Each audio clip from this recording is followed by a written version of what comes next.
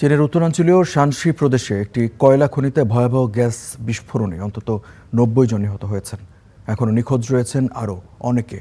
শনিবার দেশটির রাষ্ট্রীয় গণমাধ্যমে এই তথ্য জানানো হয়েছে। শুক্রবার রাতে সিনহুয়ান কাউন্টির লিউ শেন ইউ কয়লা খনিতে এই দুর্ঘটনা ঘটে। বিস্ফোরণের সময় খনির ভেতরে ২৪৭ জন শ্রমিক কাজ করছিলেন। রাতভর উদ্ধার অভিযান চালিয়ে শনিবার সকাল পর্যন্ত ২০১ জনকে খনির বাইরে নিয়ে আসা হয়। আহত অবস্থায় অন্তত ২৩ জনকে উদ্ধার করা হয়েছে বলেও জানিয়েছে কর্তৃপক্ষ। রাষ্ট্রীয় টেলিভিশন সিসিটিভির ভিডিওতে দেখা গেছে খনির বাইরে সারিবদ্ধভাবে রাখা হয়েছে অ্যাম্বুলেন্স, মোতায়েন করা হয়েছে বড় উদ্ধারকারী দল ও নিরাপত্তা বাহিনী। পুরো এলাকাটি ঘিরে রেখে উদ্ধার তৎপরতা চালানো হচ্ছে। স্থানীয় জরুরি ব্যবস্থাপনা বিভাগ জানিয়েছে কী কারণে এই বিস্ফোরণ ঘটেছে তা তদন্ত করে দেখা হচ্ছে।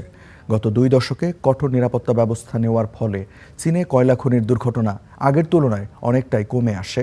তবে শানশির এই বিস্ফোরণকে গত ১ দশকের সবচেয়ে ভয়াবহ খনি দুর্ঘটনা হিসেবে দেখা হচ্ছে।